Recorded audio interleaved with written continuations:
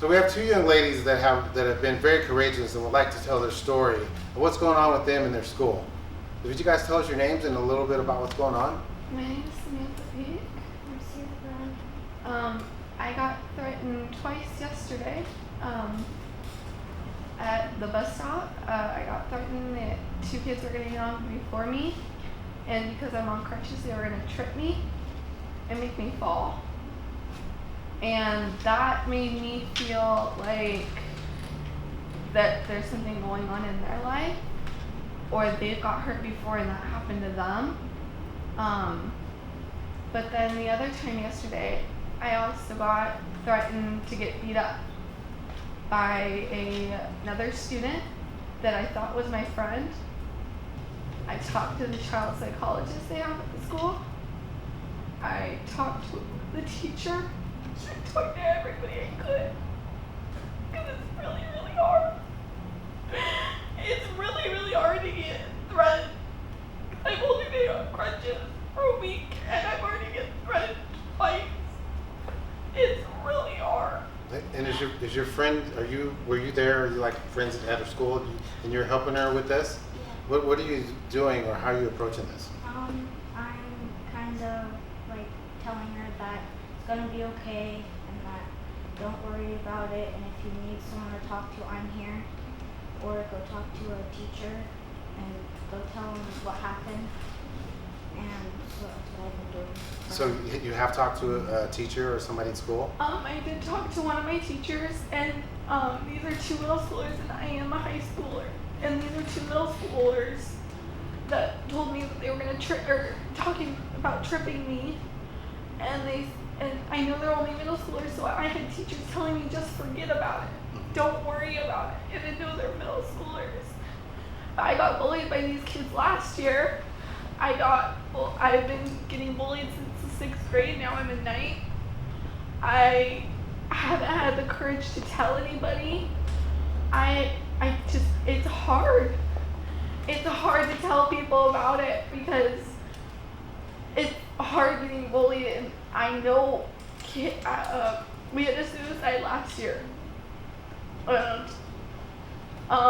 He didn't quite tell us he was gonna do it. He didn't really show any signs, but he had a girlfriend, and he told her, when I die and we're still together, I want everybody to wear red.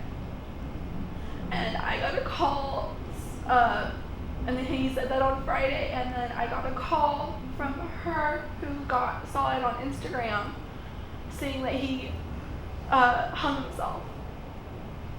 And I did not go to any of my classes that day, but all the classes laid back. I mean, there were kids, all doors were open for kids just to go in and talk to people. There was barely anything going on in classes.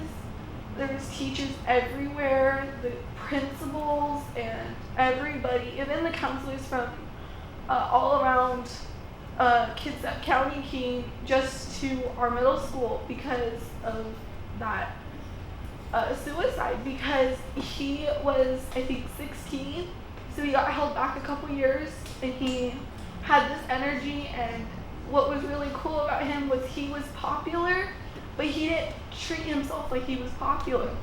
He acted like he was just a normal student, just trying to have a life and trying to learn, but this kid had so much energy. He loved everybody. He did not try to put anybody down. Well, thank you for sharing that. And so, Giovanni, I want you to maybe give her some tools or something that she can do to help her in this situation that she's in right now. Just to you, Mom, to make sure that the school understands that she fears for her safety. Like, you have to say that. You can't just say, well, she's bullied, she don't want to come to school, or she feels scared. Scared doesn't make them, doesn't activate them to work. Doesn't make them, I'm afraid for my safety. That's what you need to tell them, okay? And hopefully there's a way that you can follow up and keep, I would like to follow up and see what happens. Maybe Greg, you can keep in touch, or something after this. Maybe we can exchange some information. I can send you some. Stand up and ask you, or give her a reply.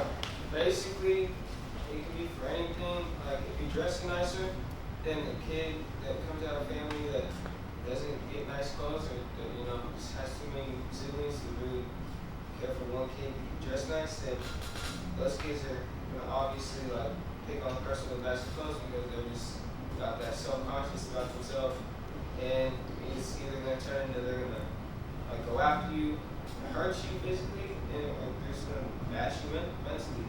So have you experienced this yourself? From both sides, yeah. Okay.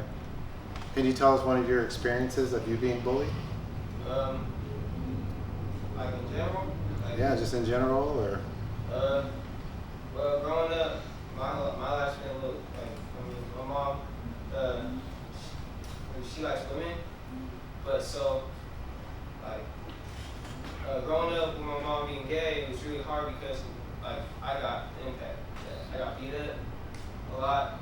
My brother would beat me up with his friends, and every time I saw my mom would be like, "It's fine, you want to hang out with the big boys, and that's what's gonna happen." But I didn't tell her everything, you know, what they would do. They'd steal my stuff. I didn't tell her that they were literally like beating me up all at once. They're all 4 years older than me. I got like sexually assaulted by another guy. He was 3 years older than me. I was really young, and I went to tell my brother, but my brother told the whole neighborhood. So I never heard the last of that, even till today. I still get messed with about it. I went in my life a few times, but then I thought about what would my mom, how would my mom feel if I wasn't there anymore. So you gotta really just think of what you got, rather than what people are trying to mess with you before you down. It's just more life than just getting harassed and stuff. Just stand up for yourself. Yeah, I really appreciate you sharing that with us. I know that must be very hard for you. Yeah. I'm trying to hold back right now, but that's very courageous. And I applaud you for being able to be an example for other adults and kids for the things that you're going through. Thank you very much. I'm just trying to take this all in right now because this is the reason why I'm doing this. This is how important this is to me. And this is just a small group of people. Just imagine how many people in the world, like I said, 4,600 kids last year in the United States committed suicide as a cause of bullying. I saw a story of a 10-year-old girl who hung herself in the closet. I couldn't even imagine being the parent that walks into that room and sees my child hanging from that. And that's why I'm so thankful that you guys are here to support what I'm trying to do and helping me do it. It really means a lot to me. I want you guys to know that. I'm just trying to keep it together because we're filming, because if we weren't, I'd probably be in the back room bawling my eyes out. So if you would like to help us with this cause, you can go to rightnowtoday.org. You can also visit our Jonah page. It's called Jonah Film on Facebook. If you have any questions or anything that you'd like to know about the new film that we're making, you can go to that page and find out about us. As you've heard today, we've heard some tremendous stories, and I want to thank the audience for joining us today. And I hope that you guys really, really understand the severity of what's going on in the United States and here in Washington State. Once again, thank you again, Greg Marks, founder of Right Now Today.